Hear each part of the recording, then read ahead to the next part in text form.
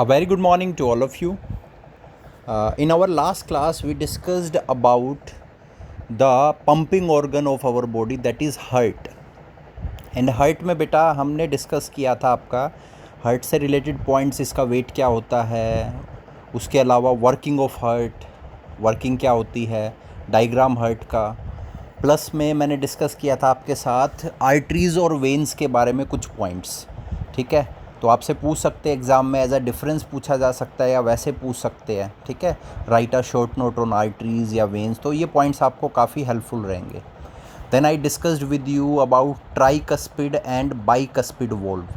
Tricuspid valve आपके right वाला जो पार्ट होता है हार्ट का, मतलब राइट एट्रियम और राइट वेंट्रिकल के बीच में होती है।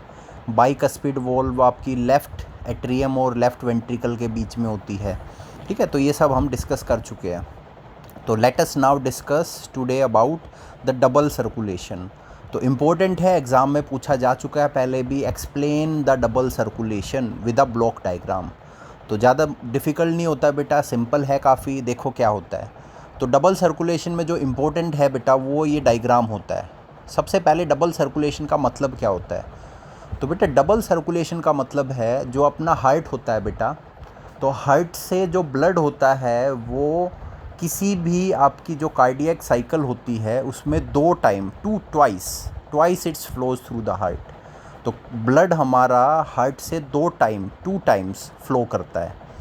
तो ब्लड के 2 टाइम फ्लो करने के इस प्रोसेस को ही डबल सर्कुलेशन कहते हैं। ठीक है, तो double circulation is the flow of blood twice through the heart. अब बेटा ये डबल सर्कुलेशन 2 टाइप की होती है, इसलिए ट्वाइस आपका जो ब्लड है वो फ्लो करता है हार्ट से।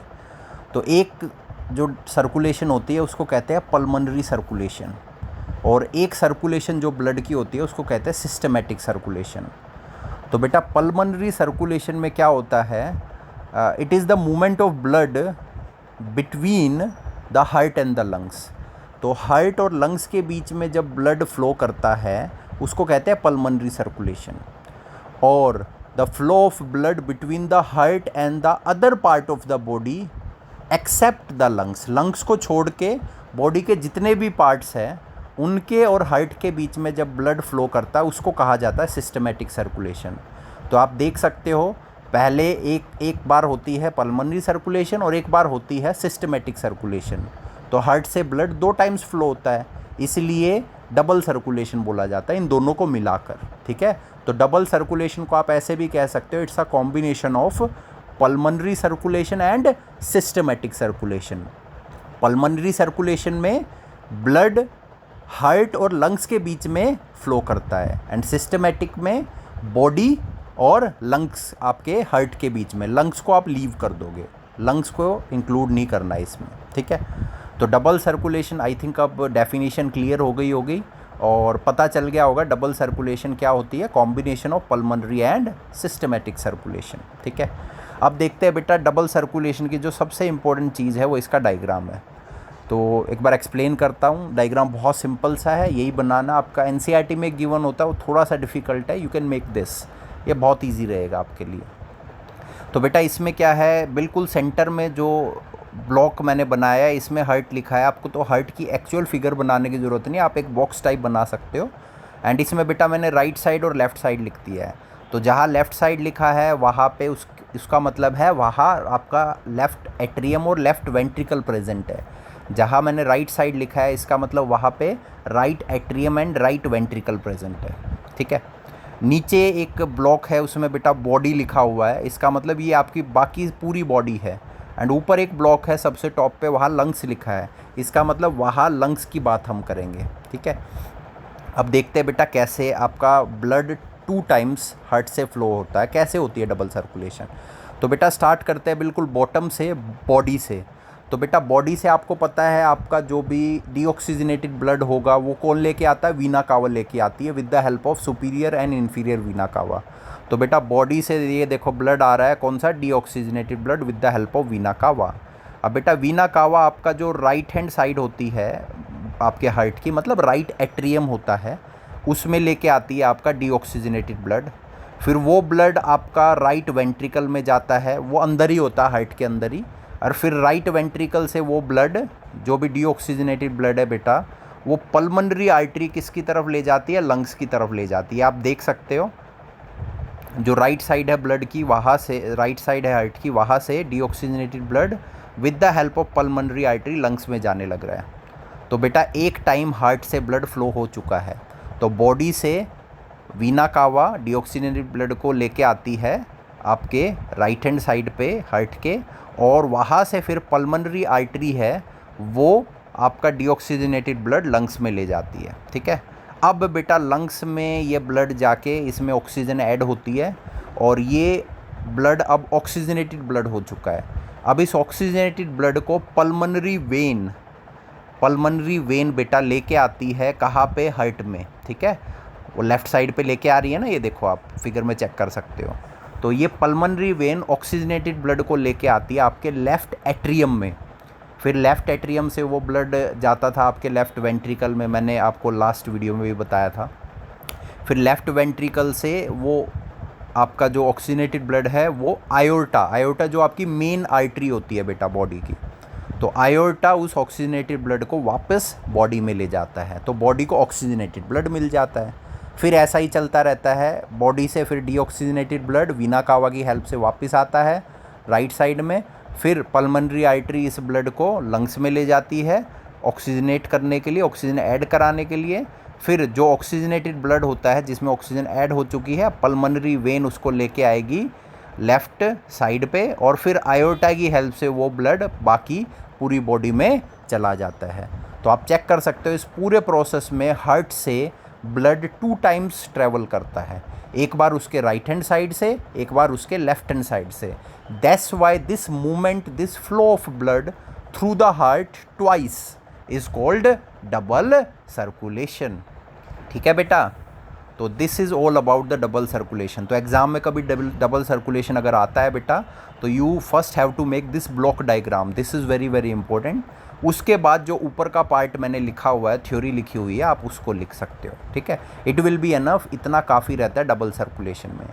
Now let us move on to some points which I have written down this diagram. तो डबल सर्कुलेशन आपका यहाँ फिनिश होता है। अब मैंने यहाँ पे कुछ पॉइंट लिखे हैं कैपिलरीज़ के बारे में, क्योंकि बेटा ब्लड वेसल्स में आपकी 3 चीज़ें होती है, एक होती है कैपिलरीज़, एक होती है आपकी आर्टरीज़ और एक होती है वेन्स। तो आर्टरीज़ और वेन्स के बीच के पॉइंट्स जो है वो तो मैं आपसे डिस्कस कर चुका था यहाँ पर कैपिलरीज़ के बारे में मैंने कुछ नहीं बताया था, तो थोड़ा सा कैपिलरीज़ के बारे में भी जान लेते हैं। क्या पता एग्ज़ाम में पूछ ले कि write a short note on capillaries. ठीक है, तो you should have some information. तो यहाँ मैंने कैपिलरीज़ के बारे में बताया है। तो on reaching an organ the artery divides into smaller and smaller vessels to bring the blood in contact with all the cells. तो बेटा जब हमारा ब्लड हार्ट से आता है, ठीक है, ऑक्सीजनेटेड ब्लड आयोटा लेके आता है, आयोटा जो आपकी मेन आर्टरी होती है बेटा, तो क्या होता है, अब ये जो आयोटा है ये काफ़ी थिक होती है और काफ़ी मोटी होती है। ठीक है, अब ये आगे जाके छोटे छोटे ब्लड वेसल्स में स्प्लिट हो जाती है बेटा, ताकि जो ब्लड है वो आपके बॉडी के सारे सेल्स के साथ कांटेक्ट में आ जाए और उनको ऑक्सीजन ट्रांसपोर्ट कर दे। ठीक है, तो बेटा इस छोटे छोटे स्मॉलर ब्लड वेसल्स के नेटवर्क को बोला जाता है कैपिलरीज़। ठीक है, तो कैपिलरीज़ बेटा किससे बनती है, आपकी आर्टरीज से ही बनती है। ठीक है, आपकी जो आर्टरीज़ होती है उनसे ही बनती है। उन्हीं के छोटे छोटे वेसल्स, आर्टरीज़ जब स्प्लिट होती है आपकी छोटे छोटे ब्लड वेसल्स में, उस network of those smaller vessels, smaller blood vessels is called capillaries. ठीक है, so the narrow blood vessels having single layered wall which form network inside the organs are called capillaries. इनको capillaries बोलते हैं।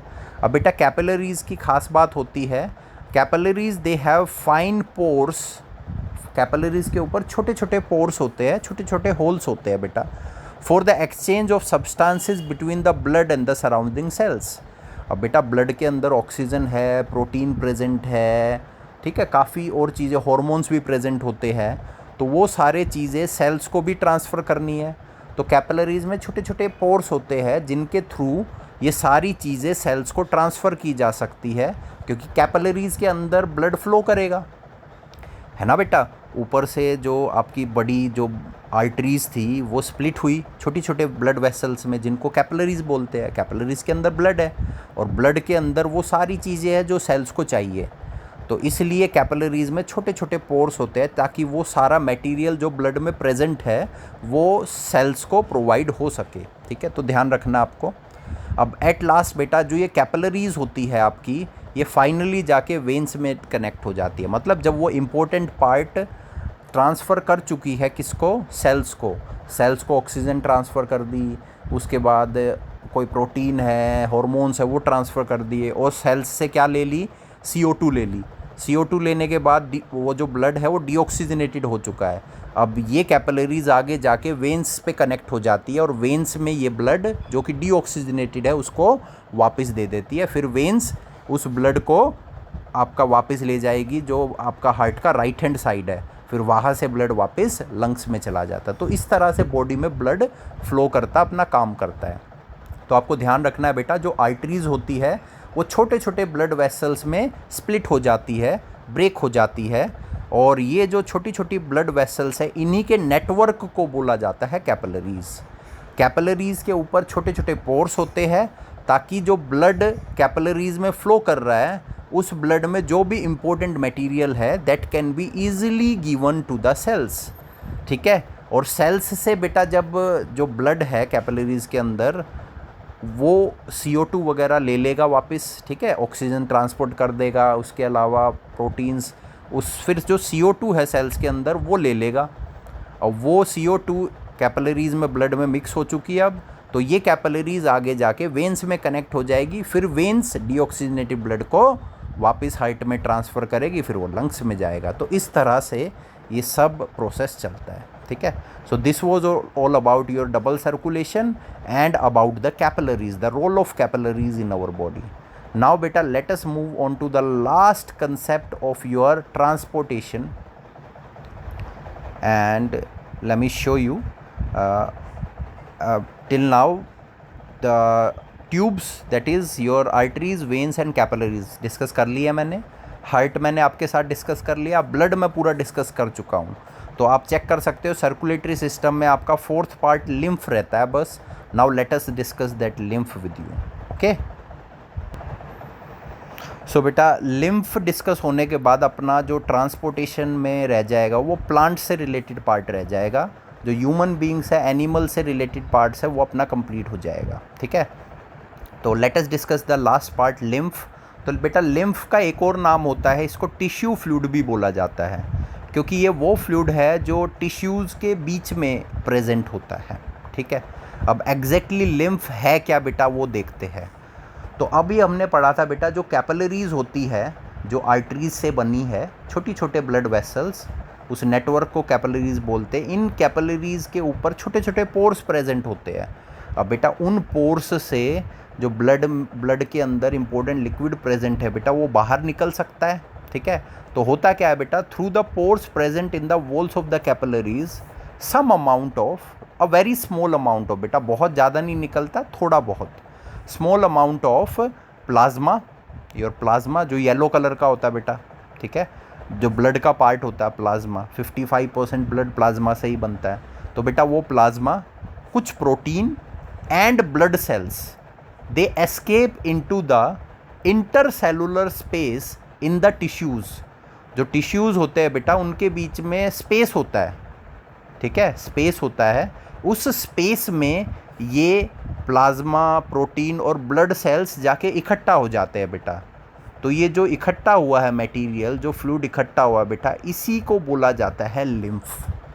ठीक है, तो लिम्फ का मतलब क्या है, जो आपका प्लाज्मा, जो प्रोटीन, जो ब्लड सेल्स आपके लीक हुए हैं कैपिलरीज से, कैपिलरीज के जो पोर्स हैं उनसे, और वो जब जाके इकट्ठा हो जाते हैं, they get collected in the space between the tissues, then this forms lymph. तो इसको लिम्फ बोला जाता है बेटा। ठीक है, तो lymph is that fluid which escapes through the capillaries, capillaries के छोटे पोर्स से जो बाहर निकला और टिश्यूज़ के बीच में जो स्पेस है वहाँ जाके इकट्ठा हो गया, उसको लिम्फ बोला जाता है।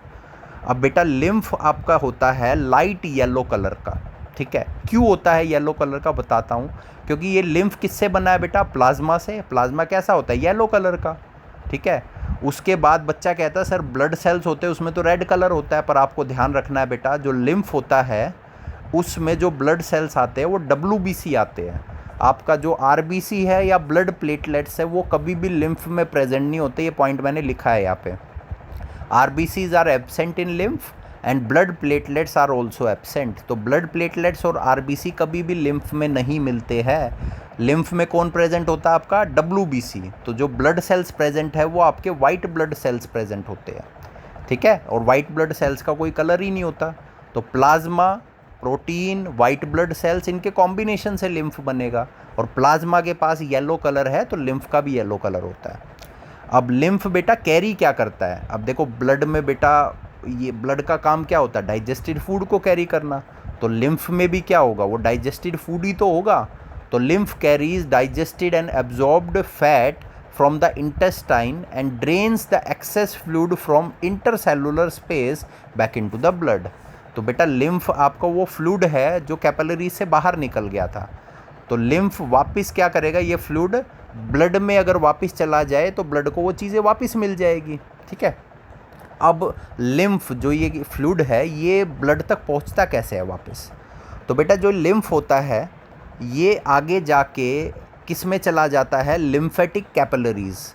लिम्फ को कलेक्ट करने के लिए बॉडी में स्पेशल कैपिलरीज प्रेजेंट होती है जिनको लिम्फेटिक कैपिलरीज बोलते हैं बेटा। और ये लिम्फेटिक कैपिलरीज आगे जाके लिम्फ वेसल से कनेक्ट होती है, ठीक है। और वो बड़े लेवल की आपके ब्लड वेसल्स होते हैं, ठीक है। उनमें जाके लिम्फ वेसल्स में कनेक्ट होगी, फिर ये लिम्फ वेसल्स आगे जाके वेन्स में कनेक्ट होते हैं। तो इन शॉर्ट बोलूँ तो बेटा लिम्फ जो है वो लिम्फेटिक कैपिलरीज में जाएगा, लिम्फेटिक कैपिलरीज से वो लिम्फ वेसल्स में जाएगा और लिम्फ वेसल्स आगे जाके कनेक्ट होते हैं आपकी वेन्स में, ठीक है। और वेन्स के थ्रू वो ब्लड वापस आपका हार्ट में चला जाता है, ठीक है। तो इस तरह से आपका ब्लड में वो वापस मिल जाता है क्योंकि वेन्स में ब्लड प्रेजेंट होता है। तो जो भी लिम्फ वेसल्स के थ्रू लिम्फ जाएगा वो वापस वेन्स में ही जाता है और वेन्स में ब्लड प्रेजेंट है उसमें मिक्स हो जाता है दोबारा से, ठीक है। तो इस तरह से लिम्फ जो फ्लूइड कैपिलरी से बाहर निकल गया था, ठीक है, वो वापस ब्लड को मिल जाता है, ठीक है।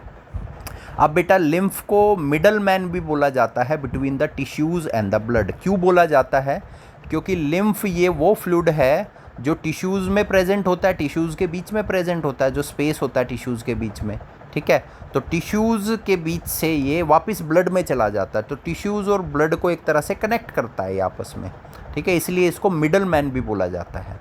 तो ध्यान रखना है बेटा, कभी कोई पूछ ले which is called the middle man between the tissues and the blood, तो आपको आंसर देना है लिम्फ। कोई पूछ ले which fluid is called the tissue fluid, तो आपको आंसर देना है लिम्फ, ठीक है। ध्यान रखना है। कलर पूछ ले कोई लिम्फ का क्या होता है, तो आपको बोलना है लाइट येलो कलर, ठीक है। येलो कलर होता है बेटा। क्यों होता है, बिकॉज लिम्फ बना होता है प्लाज्मा, प्रोटीन और ब्लड सेल से। और ब्लड सेल कौन से, वाइट ब्लड सेल्स। तो वाइट ब्लड सेल्स के पास कोई कलर नहीं है, इसलिए लिम्फ के पास येलो कलर होता है, ठीक है, प्लाज्मा वाला कलर होता है। कोई ये पूछ ले व्हाट इज़ एग्जैक्टली लिम्फ, तो आप उसको सबसे पहले आंसर दोगे lymph is called tissue fluid. How it is made, आप बोलोगे through the pores of the capillaries some amount of plasma, protein and blood vessels escape out and it get collected in the space between the tissues and it forms lymph. इससे lymph form होता है, ठीक है। इस तरह से आपको answer करना है। तो लिम्फ के बारे में बेटा इतना है, काफ़ी है, मैंने मोर देन एनफ इस नोट्स में लिखा है, तो इतना काफ़ी रहेगा लिम्फ के बारे में। इससे ज़्यादा की ज़रूरत भी नहीं पड़ेगी क्लास 10th बोर्ड एग्ज़ाम्स में, ठीक है। तो बेटा आपका जो ट्रांसपोर्टेशन था ह्यूमन बींग्स में, एनिमल्स में, तो उसके पार्ट्स यही थे बेटा। सर्कुलेटरी, जो पूरा सर्कुलेटरी सिस्टम है उसमें ट्यूब्स है, जब ब्लड वेसल्स है वो मैंने सब डिस्कस कर लिए। हार्ट है, हार्ट के बारे में उसकी वर्किंग है, उसके अलावा डबल सर्कुलेशन है वो डिस्कस कर लिया। ब्लड है, ब्लड के बारे में आपका प्लाज्मा, आपके RBCs, WBCs, ब्लड प्लेटलेट्स, वो मैंने डिस्कस कर लिए थे, पहली वीडियो में डिस्कस किए थे। एंड आज आपका लिम्फ भी डिस्कस कर लिया है, ठीक है। तो जितनी भी चीज़ें थी मैंने वो सारी कवर अप कर ली है, तो कोई पॉइंट मैंने छोड़ा नहीं है आपका। तो इन नेक्स्ट वीडियो बेटा I will start with the transportation in plants.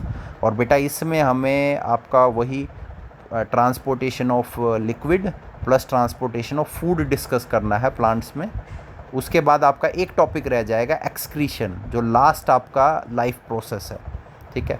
उसके बाद ये चैप्टर आपका फिनिश हो जाएगा। तो टिल देन बेटा आपको keep revising and I will see you in the next video with the transportation in plants. Good day.